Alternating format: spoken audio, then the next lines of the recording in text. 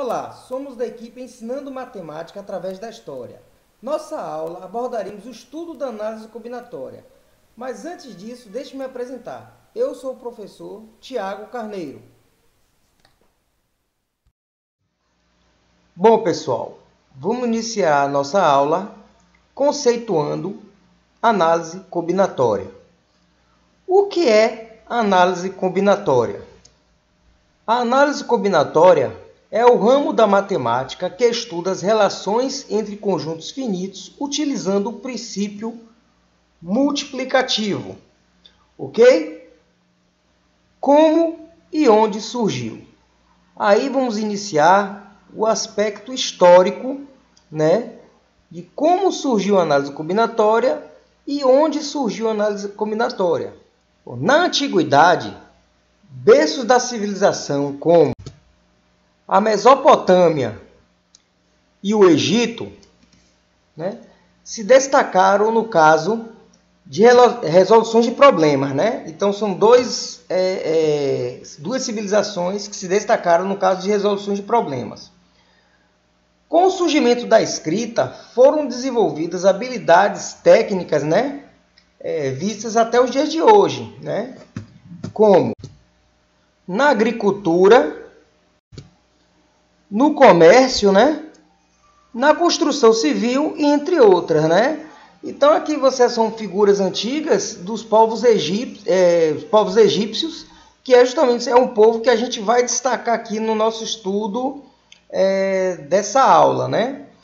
Então, os registros dessas civilizações foram descobertos devido às escavações arqueológicas, que foram encontrados textos cuneiformes, Cuneiformes por quê? Porque eles eram escritos, em argila em forma de cunha. Ou seja, cunha justamente por quê? Porque é em baixo relevo, tem baixo relevo aqui. Isso então é escrito em cunha. E hieróglifos, que foram escritos também em hieróglifos, ou seja, você tem aqui os mesopotâmios, que desenvolveram a escrita cuneiforme, e os egípcios, que desenvolveram a escrita hierográficas, hieróglifos, ou seja, aqui em argila, e aqui no papiro, que é onde a gente vai destacar justamente o papiro. Vamos falar do papiro de Hind, Então, esses textos aí, eles foram deixados, um pelos mesopotâmios, como eu falei, e os outros, pelos egípcios, E que esse texto aqui, o hierógrafo, eles são caracteres utilizados pelos egípcios antigos, que foram escritos em papiros, como eu falar. Que o papiro é uma folha de papel feita através de ervas aquáticas, Então, esse alfabeto era utilizado apenas por sacerdotes, membros da realeza e escribas, Os egípcios tiveram grande importância na resolução de problemas matemáticos, que vamos realmente destacar aqui, que justamente é o papiro de Hind, que vamos falar do problema 79, que conta o princípio de contagem, que faz parte da análise combinatória. Então, esse estudo aqui, em especial, vai ser justamente o estudo da análise combinatória. O documento mais antigo encontrado nesse requisito foi o papiro de Hind. Foi o papiro de Hind. Então, é dado esse nome ele devido à compra, de um antiquário. O que é um antiquário? O antiquário é uma coleção de peças antigas, que foi comprado em Berlim no ano de 1858, feito por Henry Hind, isso? Ele comprou esses artefatos aqui, ele colecionava peças antigas, então ele comprou esse papiro aqui, e que é dado esse papiro hoje é dado o nome dele, o papiro de Hind. Então, é o seguinte, esse papiro ele mede 6 metros de comprimento, por 33 centímetros de altura. e é um dos mais importantes acervos históricos da matemática já encontrado, né? Então, a análise combinatória, tendo como base o princípio multiplicativo, né, e aditivo, que já era estudado, né, cerca de 3.000 anos atrás, né, onde, por volta mais ou menos de 1650 a.C., onde era destacado esse papiro, né, a propriedade da memorização. Então, os egípcios eles utilizavam o princípio de contagem como um método de memorização, né? E um desses métodos que está no papiro, no problema 79 do papiro egípcio de Hind, né, cerca de 1.600 anos, que a gente vai destacar justamente o que segue, né? Então, qual é o problema 79 que estava contido nesse papiro? Então, no papiro isso significa que estava contido isso aqui, ó, um problema, né? Dizia que há 7 casas. Dentro dessas 7 casas, né, cada casa dessa aqui tinha 7 gatos em cada casa. Cada gato desse aqui matava 7 ratos.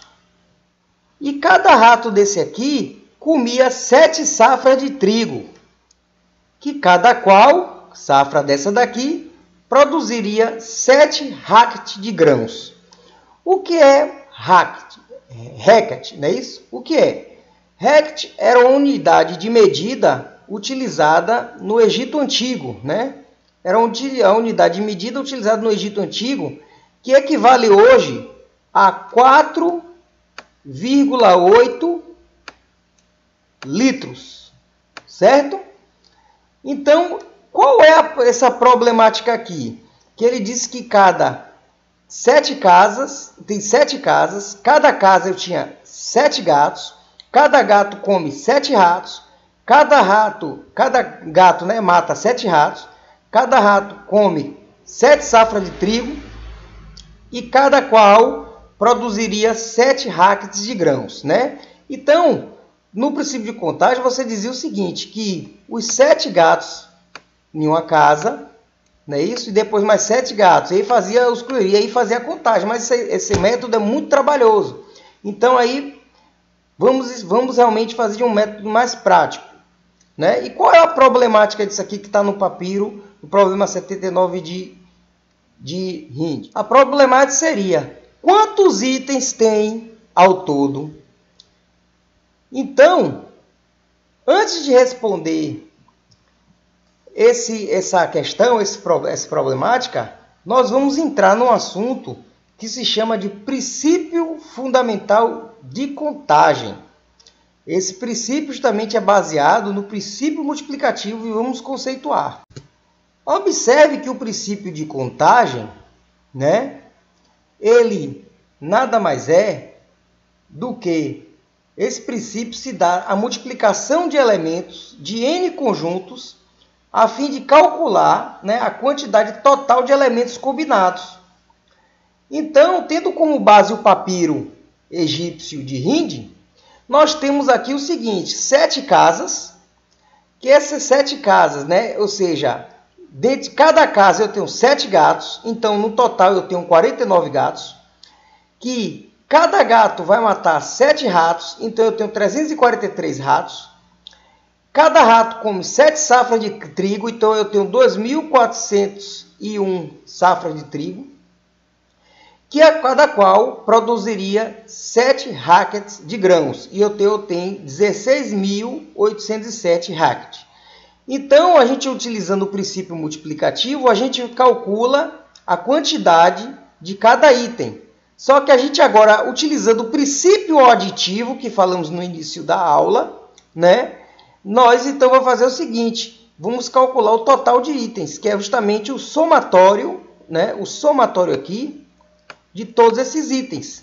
Então eu tenho 7 casas, mais 49 gatos, mais 343 ratos, mais dos 2.401 trigos e mais 16.807, eu tenho ao todo 19.607 itens, né?